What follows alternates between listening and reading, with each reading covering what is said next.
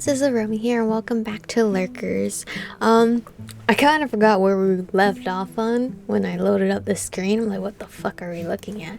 But we are here. We are here spending the night with what's his face? In fact, it's true, he seems to relax when I hold his hand or squeeze his shoulder. He reacted badly the first times I touched him, but that's normal since I was a total stranger. He seems to be such a lonely guy. Everyone needs a hug now and then. For sure. I love hugs, especially in the fragile state he's right now. A sudden feeling of tenderness for him makes me smile fondly. What did my guy just do? He leaned forward, no? I wrapped in my arms, patting his forearms and his back in a reassuring way. How about we lie down and try to sleep then? What happens next should surprise me, but it doesn't in fact.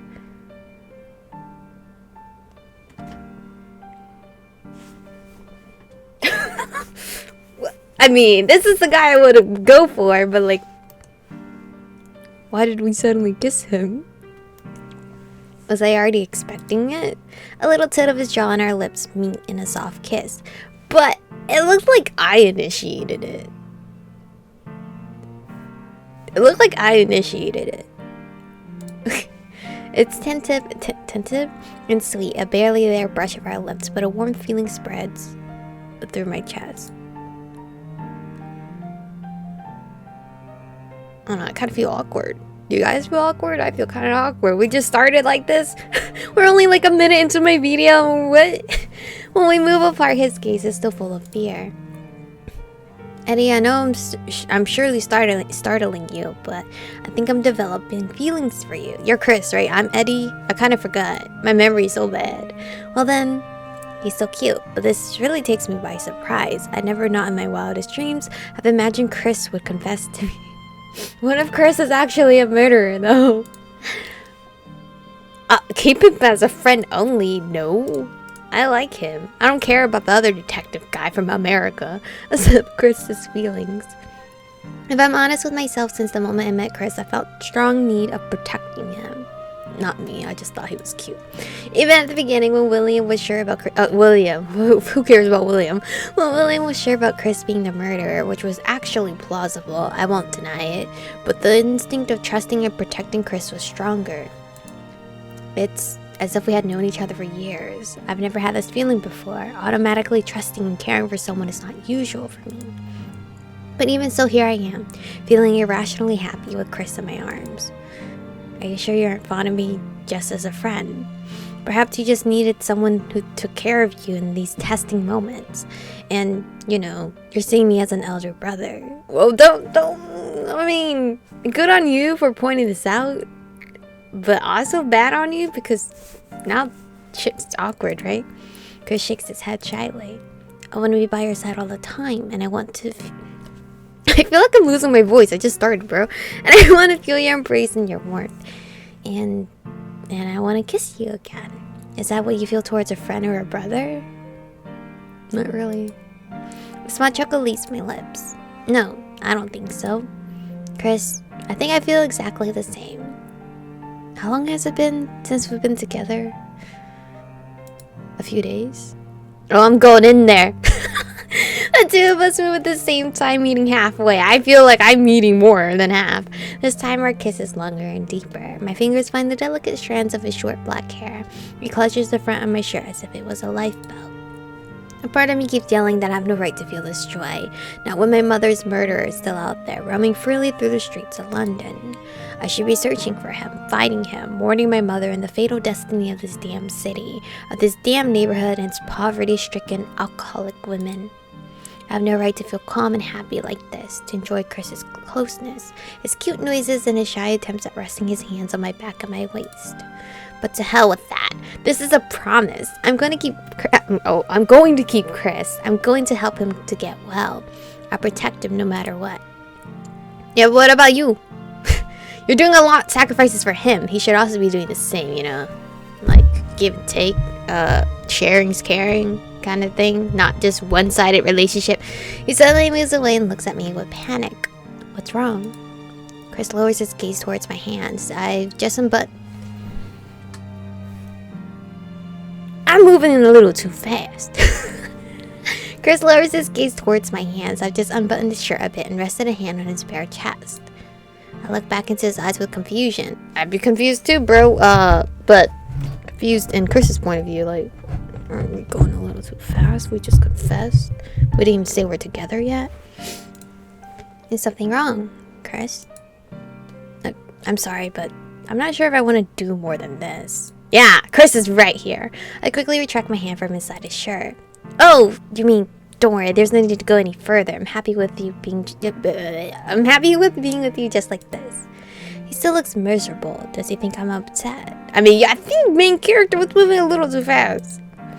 Look, I'm serious. We have all the time in the world, so we don't need to... He cuts me with a bitter voice. What if I never want to go further? I'm thoroughly confused. He just told me he has feelings for me and he enjoyed kissing, so I don't understand what's wrong. I don't follow you. Please, can you explain? This is so embarrassing. Once I tell you, I'm sure you won't want to be with me anymore. What? Oh, please, Chris. Don't think so little of me, would you? But it's true. It's quite possible that I'll never want to do stuff with you.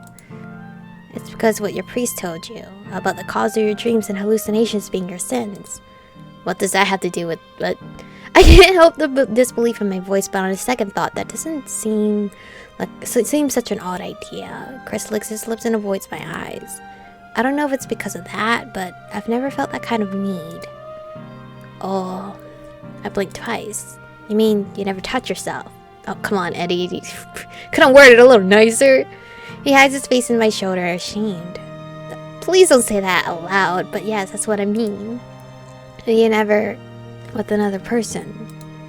He shakes his head in a negative answer, with his face still buried in my shirt.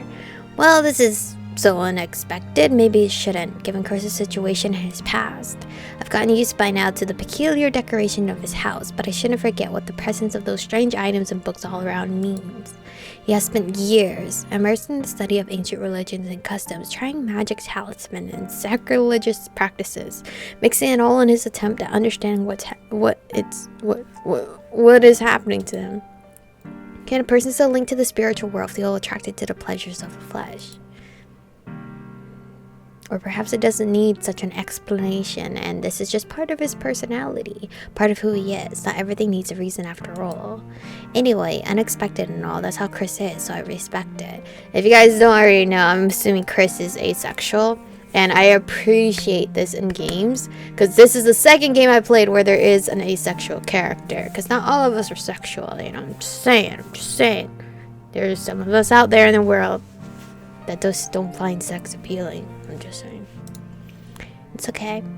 Please, look at me. Don't be so embarrassed. He shyly lifts his face, still uncertain of my answer. Are you sure it's okay? I'll get used to it. Whatever you want or not want to do. I just want to be with you. We'll find a way to make it work. His hand starts holding me tight and bearing his face in my shoulder again.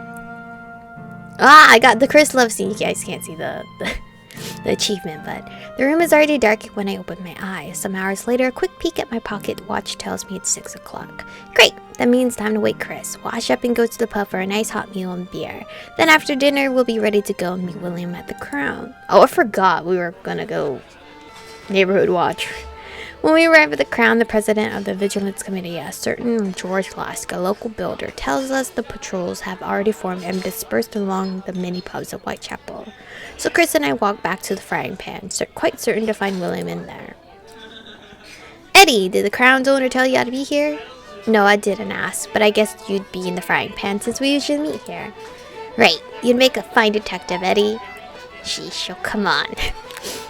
So what are we doing now? The volunteers are spread throughout the pub. We're supposed to mingle with patrons to check if there's any suspicious face or behavior.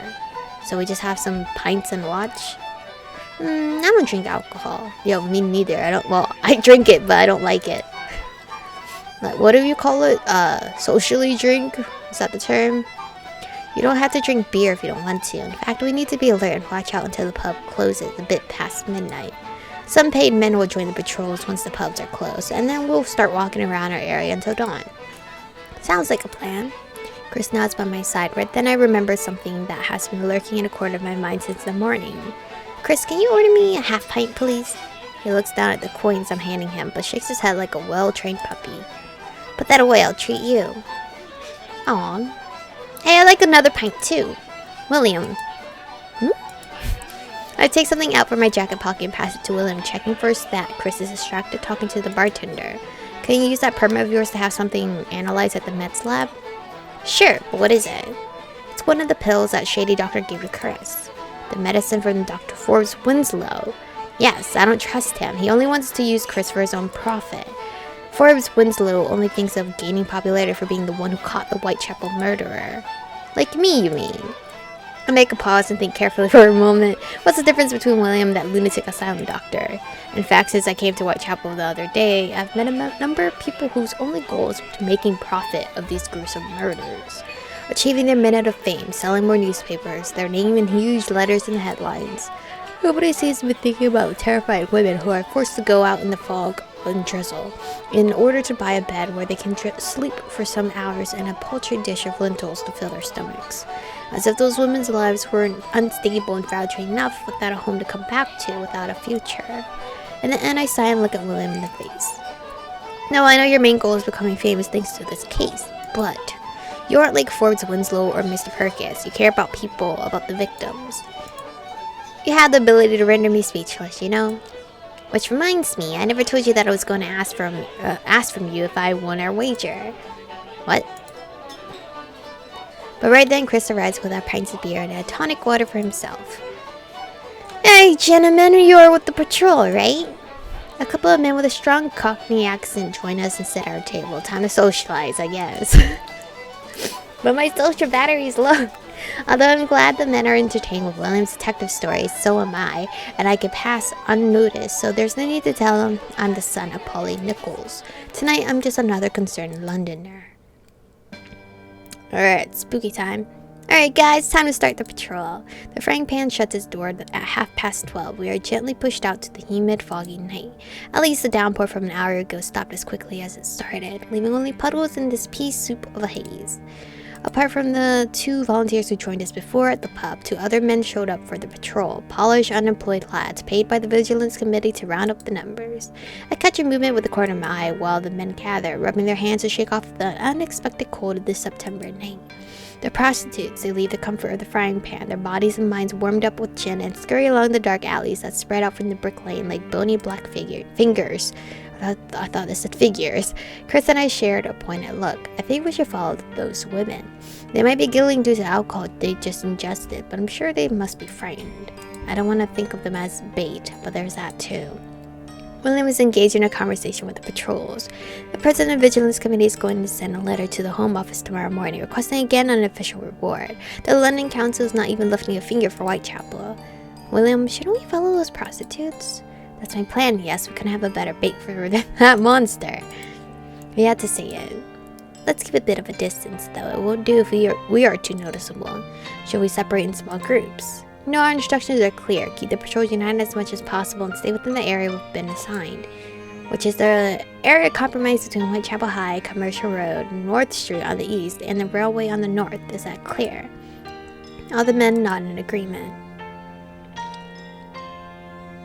We follow the prostitutes as discreetly as possible along a myriad of short, narrow streets. However, we notice the women try to stay together until they arrive to a much wider and well-lit Whitechapel High Street. Once there, they take separate ways, and William salutes a police constable currently in duty and guides us back to Osborne Street. Stay silent, my good lads, and we'll be ready to blow your whistles if you see something suspicious. Suspicious? Each street has usually a single gas lamp at the intersection with the crossing street. That means that 30 feet ahead and everything is pitch black. Well, goddamn. In fact, we get more than one fright when his face suddenly appears in front of us, showing up out of the blue near the dim gaslight, usually very silent drunkard going back home. We wander narrow streets aimlessly. Commercial Street and Brick Lane have some movement despite the late hour, with prostitutes, dog sleepers, police constables, and the rare hansom cab going through. All of a sudden, Chris flinches and stops in his tracks. Chris, what happened? Where are you going? But instead of answering, he bolts and starts running down the street. Chris? Forrester! He's running away. Quickly, quickly, Eddie, let's go after him. Why is he running? Did he see a vision? The other men in the patrol look at each other with concern, not knowing what to do, but William gestures them to follow us. Well, damn, we're running far. I keep calling Chris out, but no answer comes from him. He seems to be in a trance, running at full speed in the darkness, deaf to the world around him. This is where we're gonna stop, because I think homie's like seeing a vision, or he has supersonic hearing. Either or. But anyway, thank you guys for watching today's episode. Stay beautiful, and I'll see you guys in the next one.